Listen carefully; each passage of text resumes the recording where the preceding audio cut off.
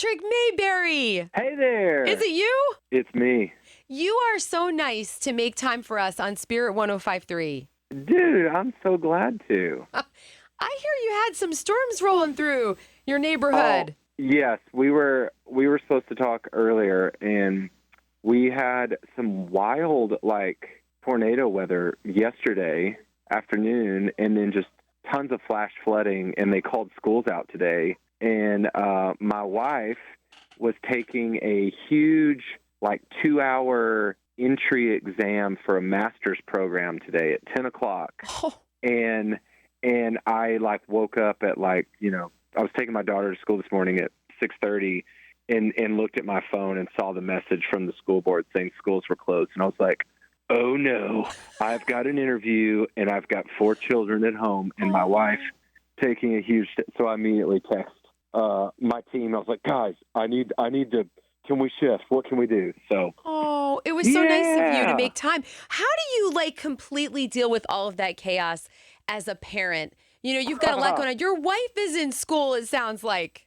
She is about to be. Wow. So she's going to start a program in the fall to a master's program in counseling. So, oh, wow. So we'll see. It'll be a full fall. My oldest son is 10, and he's trying out for travel soccer. And I just confirmed a fall tour, and my wife's going to be starting her master's degree. So we will see how the fall goes for our family. How proud are you of your wife? Oh, my gosh. She's the coolest. She's the best. That's amazing. And you have a counselor in the family, Patrick. That's going to come in handy. Oh, I know. And so you guys don't have the bearded dragon anymore, right? My kids had one when they were little, and I got so tired of the live crickets. I'm like, what am I doing here? Dude, yes. And that is such a point of shame for my wife, because we had to essentially we gave it to a reptile place that takes reptiles, and I guess they rehome them. Yeah. But when she called, they said, so you want to surrender your reptile? And she goes, oh my gosh, there could not be any more degrading of a term that you could use. Is let me surrender this animal because apparently we can't take care of it. So. Okay, I'm dying. I can tell her she is not the only person who had to surrender a reptile. Okay. She's not alone. How would you describe your wife as a mother? What is she like in that role? Oh my gosh. I mean, she is the Holy Spirit in our family. She is the glue. She is the thing working behind the scenes when no one can see it, that truly makes it all happen. The grace. She is it. She is just a calm, steady force in our family. And I am so grateful for her, and our kids are so lucky to have her. So, wow. You made me tear up. That was beautiful. Oh, well, yeah. And fun fact, we celebrate 15 years of marriage this next week. Oh, happy anniversary. Oh, thank you. That's huge. Are your kids going to do anything special, or do they not even get that it's your anniversary yet? I've been laying it on thick with them. We'll see. They're the oldest is a girl. She's 13. And then we have 3 boys. They're 11, 10, and 7. So yeah. We're getting to that phase to where they, could start picking up on that stuff. But I told my daughter, I'm like, your mom and I coming up on 15 years. There's a lot of people out there who can't say that. You're pretty lucky to have parents who love each other a lot. And so you should start thinking about maybe what kind of gift you want to get us, or if you want to send us on an all-inclusive trip to Mexico, or maybe just clean the house, Yeah, sure. Patrick, I remember when I was just a little kid, I wanted to celebrate my parents' anniversary, so I made them, drum roll please, fish sticks. Like the Paul, the guy with the yellow coat on the box. Oh, yeah. And they were so sweet. They helped me light the candles for them and everything. That meant a lot that they let me do that for them. Love that. Yeah, it's a good memory.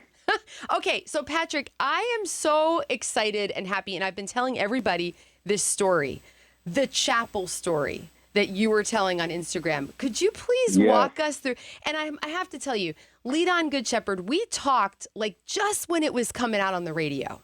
And it was like love at first sound for me, that song. Let's go. I haven't lost it. Every single day, it is such a joy to talk over that song and just lead people into worship. It's an unbelievably anointed song. Oh, thank you so much.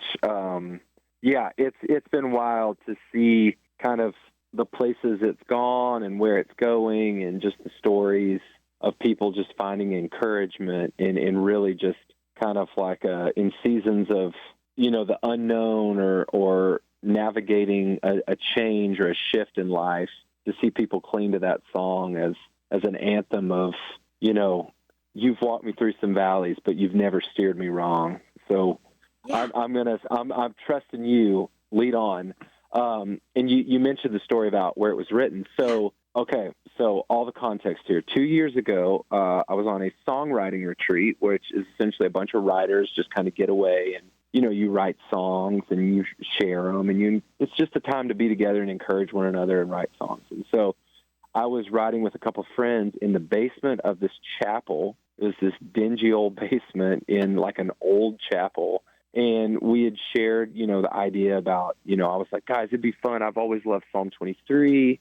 It's such a comforting verse in like a hard place, in this idea of the valley, which I think we can all relate to, and that Jesus is this provider and shepherd and protector who, protects us with his rod. He leads us by still waters. He anoints our head with oil, and even in the presence of our enemies, he's prepared a table before us, and he's going to walk with us. And, I'd always heard that verse in the context of like sad, grieving times, a lot of times at funerals. Yeah. And I was like, what if we flipped it on its head and we wrote the song out of a place of adventure, out of a place of like God's track record has proven that he is faithful, that he really is the good shepherd who's leading us and guiding us.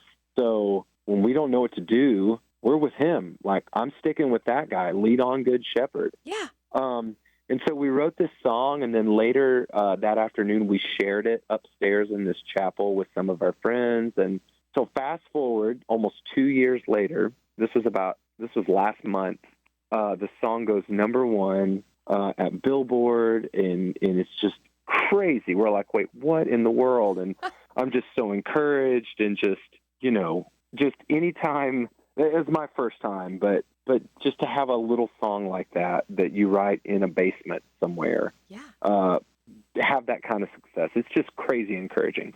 So someone from my label, with the success of the song, went back to a photo album, like online, searching for photos from that writing retreat, and stumbled upon a photo of the front of the chapel where we played the song that afternoon, and just saw that there was a sign on the front of the chapel, and it was the name of the chapel.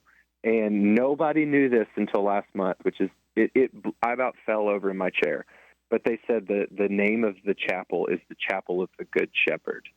And when they told me, we were in a restaurant, I almost stood up and like told everyone in the restaurant to stop what they were doing. I'm like, you've got to hear this story. I mean, it was just truly unbelievable. And it was just such proof to me that God really is in the details.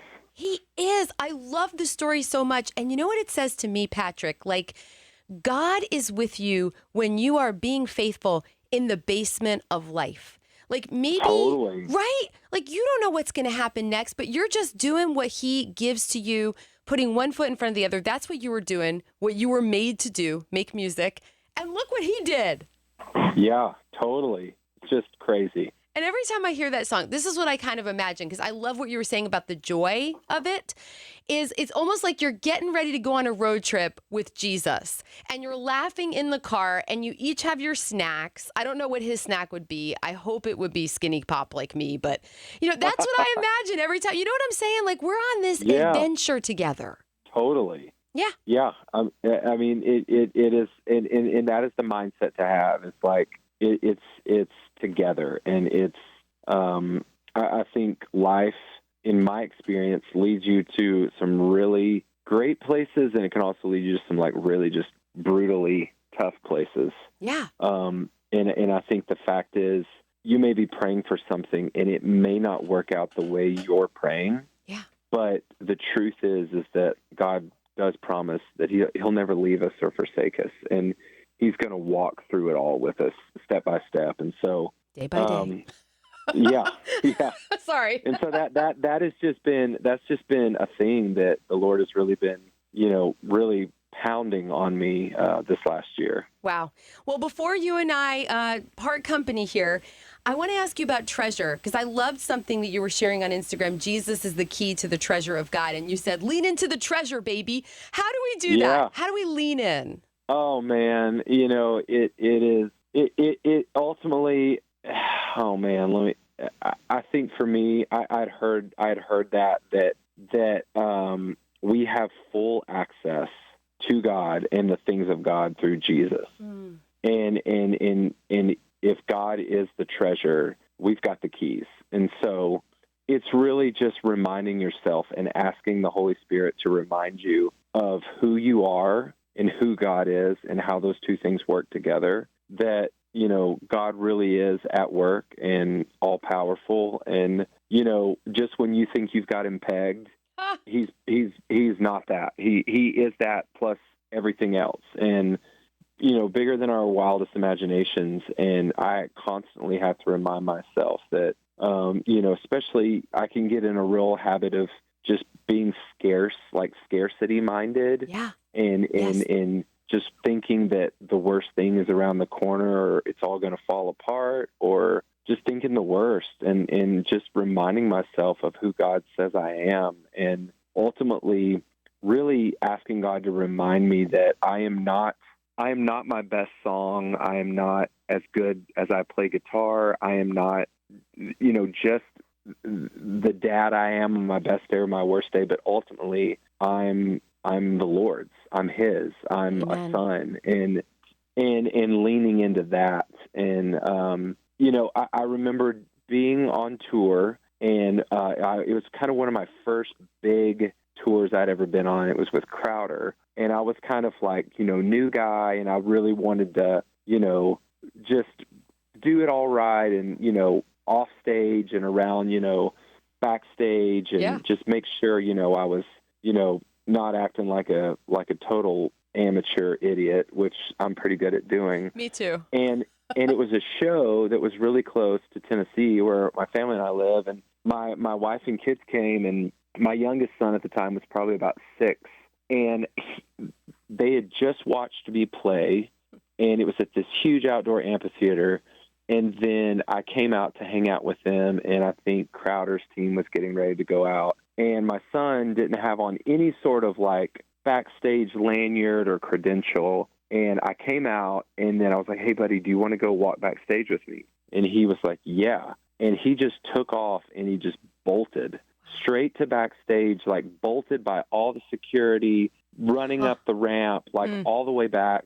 And I'm like, oh, my gosh, one, this kid has no like lanyard on it, and he's going to get like arrested by security. And I think I lost him. Oh. And I finally get back, and I find him, and he's back in Crowder's band's green room. And LOL. The drummer of Crowder's drummer is actually like, I find him, and he's teaching my son how to like twirl a drumstick. Wow. And I get back there, and it was such a funny picture, but I felt like the Lord was like, dude, that's what you have with me, is that you don't need a credential. You don't need some like badge. You've got full access. And it was like the Lord was like, your son just watched his dad like rock the stage, and he's under the impression that his dad owns this place. So he feels like he can go wherever he wants. He doesn't need permission. He can sprint past security and go right into Crowder's dressing room. Oh. Now, I don't want anybody to take that out of context and just go be a crazy person, but yes. it was a reminder of me of like, who is my father and what does he say is true?